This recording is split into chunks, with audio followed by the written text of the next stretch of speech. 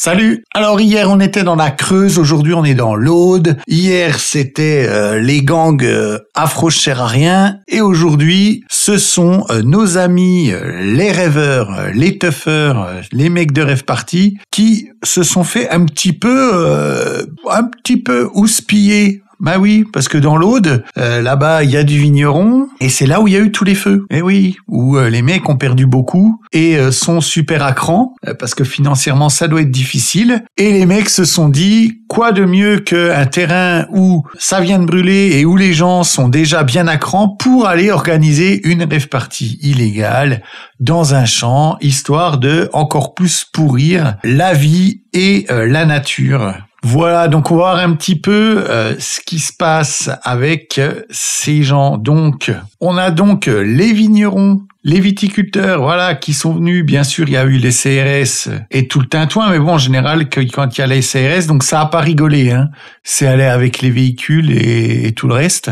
Ça a retourné les bagnoles, ça a pas fait semblant, vous allez voir. Mais pourquoi ils y sont allés? Parce qu'à chaque fois qu'il y a les CRS ou les gendarmes ou je sais pas quoi, faut pas les toucher, les pauvres chouchous. Bah oui, hein, vous le savez. Hier, je vous montrais les gangs afro, eux, ils ont pas eu de prison, on les a pas touchés. Les tuffeurs, tout ce qui touche au gauchisme, là, faut pas toucher. Donc les tuffeurs, donc c'est pas grave. Alors, en général, il y a la police qui y va, les CRS, mais on les laisse faire, il se passe jamais rien. Donc les vignerons vus qui sont au courant de ce genre de choses, eux, ils ont fait, il va y avoir quelque chose, en fait. Donc voilà, ça a bien éclaté de la voiture. Voilà, hein, ça a pas fait semblant. Ça pousse carrément les bagnoles. On va écouter ce qu'a à nous dire ce vigneron. Il faut qu'ils partent, on a du travail, nous. On va pas attendre. On a des jours, on a des lunes. C'est pas pour rien. Voilà la phrase. J'arrête à la maison, je vais tout le matériel fini. Le gars, il en peut plus, hein, c'est clair. Bah, ça, c'est clair. Avec tout ce qui s'est passé ces derniers temps, ça, c'est vraiment pour eux, ça doit être la goutte d'eau communo-gauchiste, comme d'habitude. Ils aiment pousser à bout. C'est vraiment leur spécialité aux gauchistes, de pousser les gens à bout, les faire chier jusqu'à la dernière goutte, tant qu'ils peuvent faire chier. C'est vraiment que des ados, mais ils ont 14 ans d'âge mental. Ils savent rien foutre d'autre que des manifs, des trucs qu'ils ont pas le droit, on se regroupe sur de la musique de zinzin, parce que dans les rêves parties, la techno, elle est insupportable. Les mecs vont là-bas, j'en ai déjà parlé, hein, mais que pour se droguer et qu'ils nous disent pas le contraire. On sait très bien comment ça se passe. Donc voilà, donc ça a fait fuir une partie, mais vu que la police est intervenue pour empêcher de complètement les virer, bah, ils ont quand même pu un petit peu continuer. Bah oui, parce que c'est illégal, mais la police ne fait rien et la police ne leur dit rien. Alors quand je dis ça, je ne dis pas les policiers, je dis la police, c'est-à-dire l'État. Ce sont les ordres de l'État. Et voilà encore quelques images. Donc on voit bien ils avaient barre de fer, bâton, et ils leur ont dit maintenant faut vous tirer. Hein. Il n'y a pas eu de, on vient là pour discuter. Hein. Voilà ce qui se passe dans un pays de gauchistes où on laisse tout faire, où on n'interdit rien. Voilà, on va écouter le pote à Etchebest. L'hectare qui est parti en fumée, il y a des gens qui ont tout perdu. Là où ils sont, là-bas, il y a des vignes. Tout est foutu. Et eux, ils vont danser là.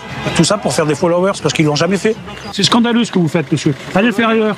Mais regardez, attendez, nous, nettoie tout est toujours propre après nous. Oui, c'est clair. Tout est toujours propre. Oui, non, mais ça, on les connaît, le tout est toujours propre. Hein. Alors oui, c'est beaucoup mieux que ce que c'était au début, hein. Mais ça trouve de l'excuse. On va écouter ce qu'ils ont un peu à dire là, nos jeunes chances, parce que c'est le même niveau que nos jeunes chances. Hein. C'est l'autre côté d'une même médaille.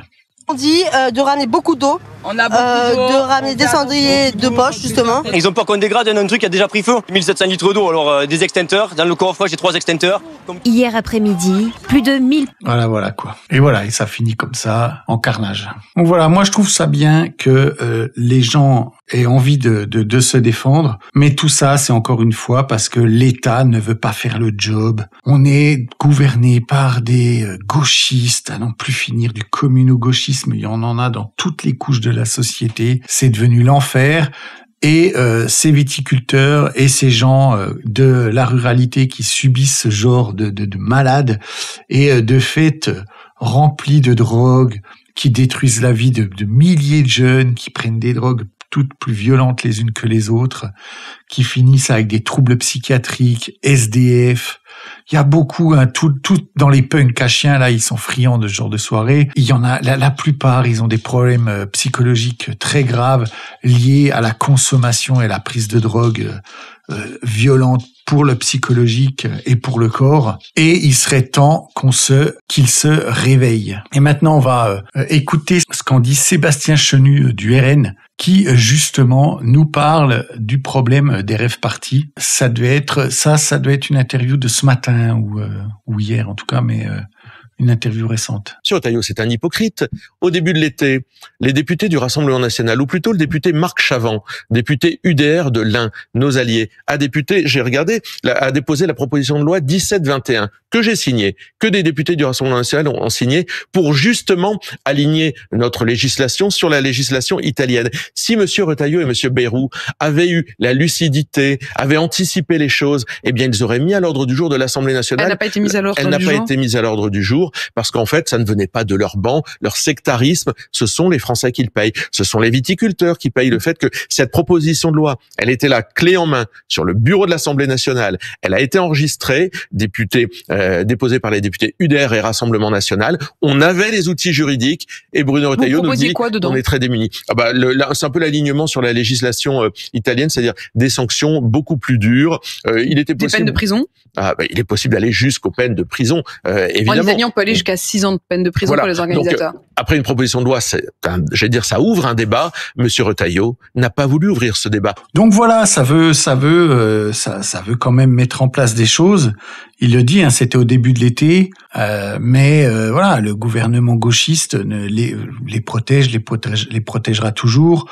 En plus, Macron, avec son sadisme, aime voir les gens souffrir de ce qu'ils détestent et du coup laisse faire, parce que ça vient. Tout ça, c'est Macron le responsable. Ne l'oublions jamais. Il est à la tête de l'État. Ce qui arrive est de sa faute.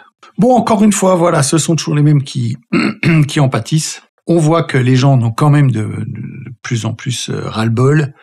Il commence à quand même y avoir une réaction physique à ce ras-le-bol. Donc voilà, je vous laisse sur ces images du 18e arrondissement Château-Rouge. Le plaisir à la française. Merci à tous. Mettez un like, abonnez-vous, mettez la petite cloche, partagez la vidéo et dites-moi en commentaire, voilà ce que vous pensez de la réaction de nos vignerons. Je vous dis à tout bientôt, des becs.